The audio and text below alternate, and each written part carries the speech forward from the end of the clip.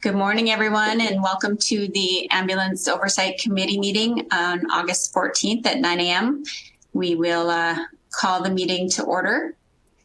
Our first agenda item is, I know we haven't met for like a really long time, and obviously this is a new virtual thing for us again, so we'll just try to get through as best that we can.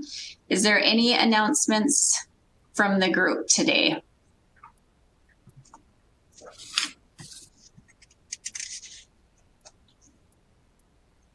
Okay, hearing none. Now this is going to seem like we're going way back, but we don't have record of approving the November 8th minutes from 2019. So Lori did include that in your packet of information that was sent out. So if those that are on could review those minutes, and then if we could have a motion for approval.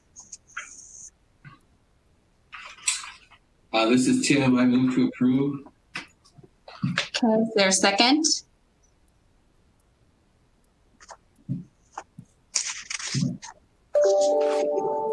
This is Vicki. I'll second. Thank you. And then we also have the February 14th minutes from 2020 that we would need to approve as well. If I could get a motion for that.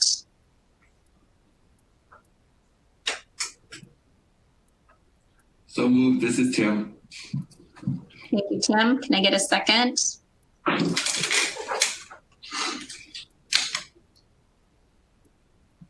I'll second Ross Renner.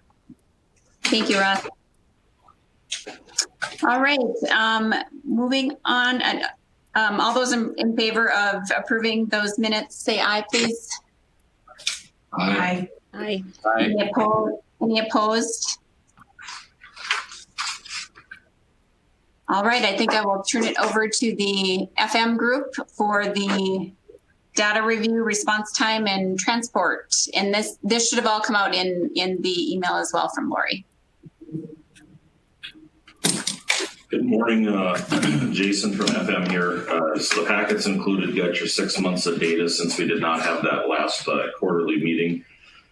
Really the biggest thing that's in the data is, our call volumes in April really plummeted, presumably due to the COVID shutdown. They had bounced back into May, June, and July. As you see, we had record months in both of those, or all three of those months as far as volumes. Transport, top 5 reasons, they really stay in those same or top 10 reasons really for calls. So not transported, but all patients, whether transported or not. We see a lot of the same thing across those 6 months: abdominal pain, alcohol use, psych, chest pain, weakness, and just general pain or seizures is really the common theme throughout all 6 of those months. Transport destinations stay in the same kind of percentiles, and patient decision as far as being that number one thing. Typically, we don't see much deviation from that. In the response time end of the world, this is a high-level summary for the 6 months. Our low was 94.63, our high was up in the 97s. So despite these record months for volumes, response times has set well above that 90% goal. That's the high-level overview. If you would like anything more granular answered, I'd be happy to entertain that. So has dealing with the COVID and stuff and in the 2 health systems, has there been any logistical challenges with that, or it's still kind of based on patient choice and past history, that type of thing? Yeah, we made no changes there as far as that. As far as 911 type patients, they would 911 patients, they're always asked where they want to go. So unless a patient's unresponsive and can't make that decision, where they would typically go to the closest, they've gone to either facility. During COVID, when we had our department's operations center up, we did work with both Sanford and Essentia on running some tabletop drills to make sure that we would be able to meet their needs as well if we needed to transfer patients in or out based on specific COVID needs and things like that. Those seem to go pretty well. So with the, I know that Sanford is getting patients from Western North Dakota right now with overflow for COVID. Do they transport, or who transports those people, the place they're coming from? It's the burden of determining who does the transport is the referring facility. Okay. We have flown to quite a few of them with AirMed. The ICU level patients for sure, the ones that are intubated and pretty sick have been flown. But any ambulance can do those transfers, and usually the local ambulance does that.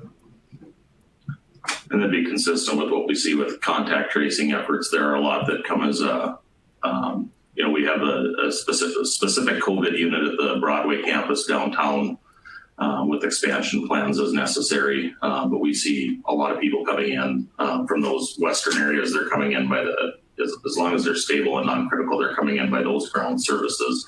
We're not going out from here and bringing a lot in. They're coming from their originating service, if you will. And Dr. Anderson, I see that you're on. Has Essentia been getting any overflow from anywhere as well around the area? Not that I know of, Okay. But that's I would only know of the shifts that I've worked clinically. They may have gotten some when I haven't been working. Yeah, I didn't know if there's other places where Essentia has headquarters that are higher on their COVID numbers, or if it was just the Western North Dakota thing going on. So, all right, any questions for the group on the data response times or transports? Just a quick question, just because I'm new to this. What causes all the cancellations? Well, fortunately, a lot of your officers, Ross. Well, we have that's seen. why I'm asking. What was that? That's why I'm asking to see what we can do to help with that. That's a high number. No, actually, this is actually a good thing.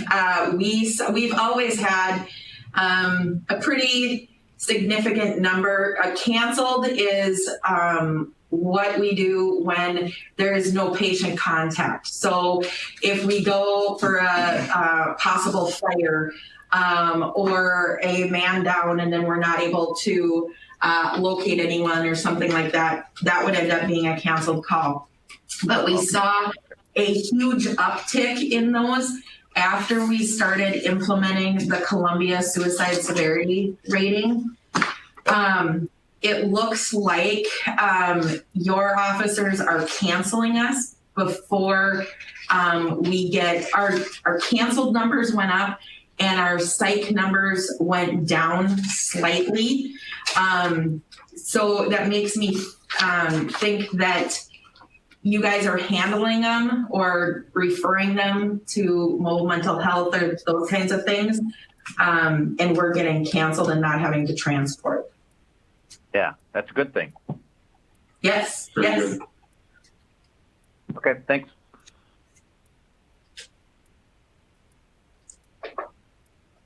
Any other questions for the FM ambulance group?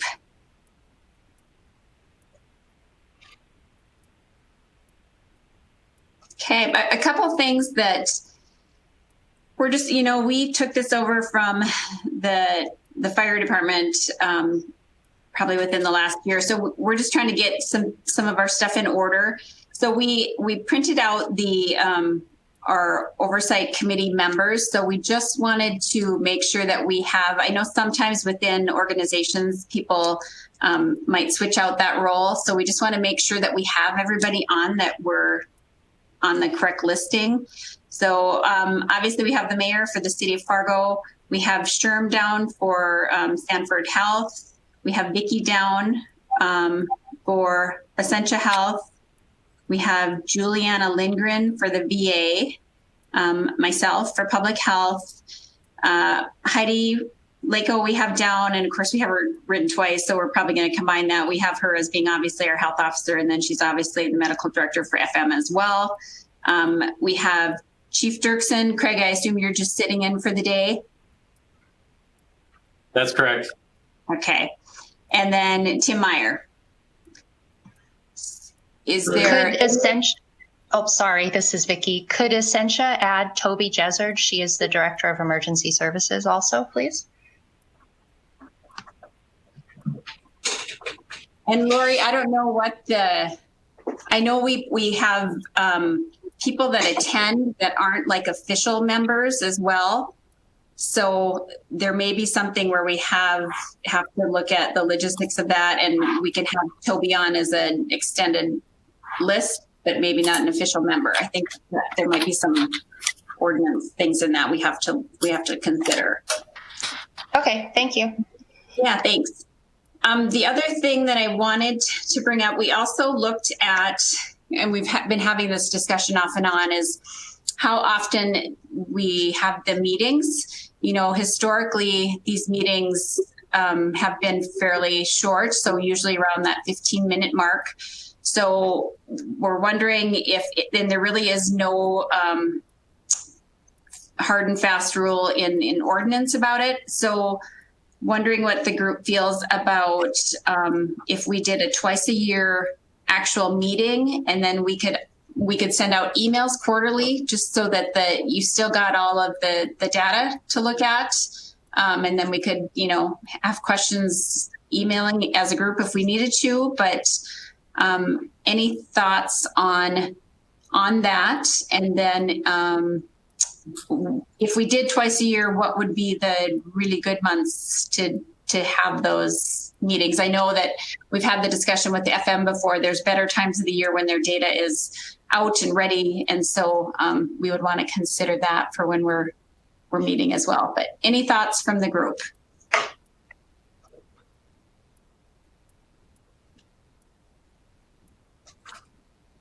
Yeah, as far as the data thing, I don't know that it matters for me if we're still moving that quarterly.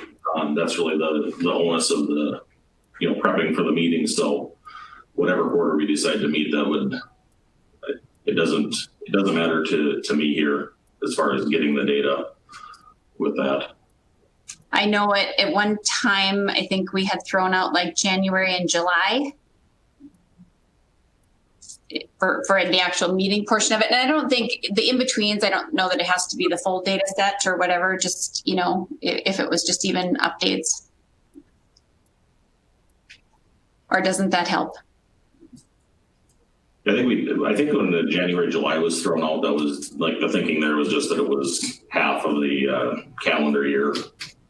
You know, as far as running that, we're going to still run it quarterly. That doesn't change it. So I would support that. Do an end of the year recap in January. Yeah. Okay. Would even though I can't officially move that, I'd let somebody bring that up. So, if any of our official members would be willing to make a motion to support that, then we could put that on the table. I'll make a motion. Thanks, Dr. Lako. Is there a second to that?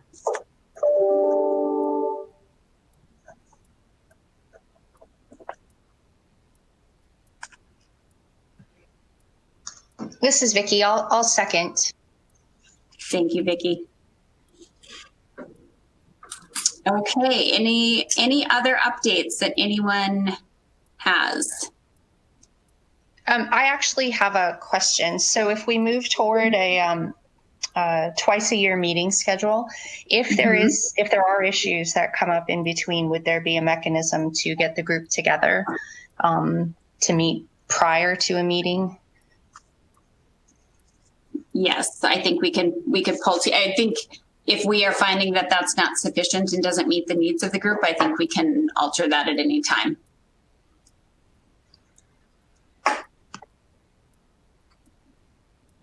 And just to be clear, we're fine with however the group wants to do it from FM Ambulance. We want to be transparent and make sure the community feels comfortable with the performance of the ambulance.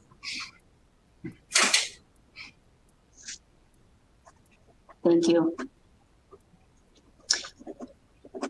And so we will see, obviously we have projected that our next meeting was going to be November 13th, but we will probably be obviously switching that up so we can make any necessary changes to the schedule and then get out. We'll try to put out like the year so that everyone can get that on their calendars. So we're all ready for that. I have no idea if we will be in person or if we'll be like this, but we'll just be flexible with that.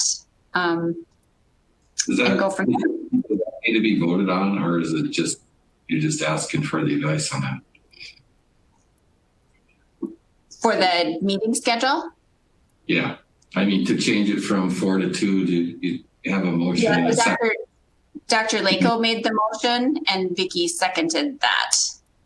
Right. I just want to Oh, we got to vote on it. Thank you. You guys are helping me stay in line with my non-formal meeting skills. So yes, all those in favor of changing the meeting to twice a year, signify by saying aye, please. Aye. Aye.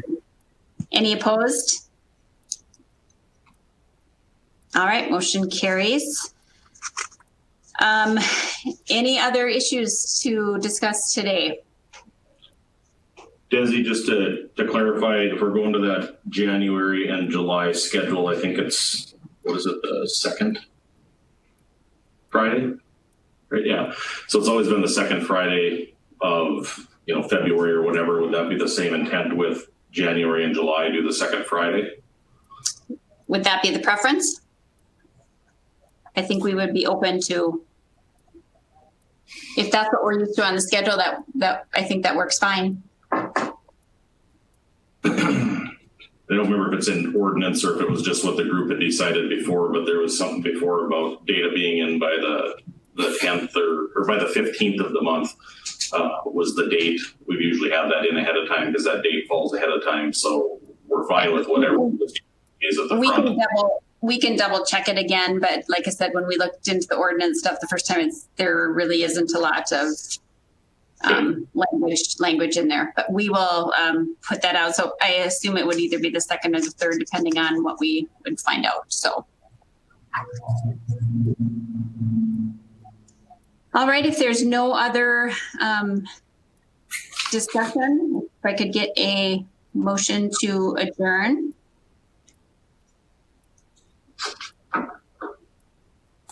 So moved. Term. And thanks. And a second. Second. This is Craig. I'll second it. Everybody wants to second. Thanks all. All those in favor, say aye. Aye. Aye. Aye. Any opposed? All right. Thanks everybody so much for joining us. Have a great rest of your day.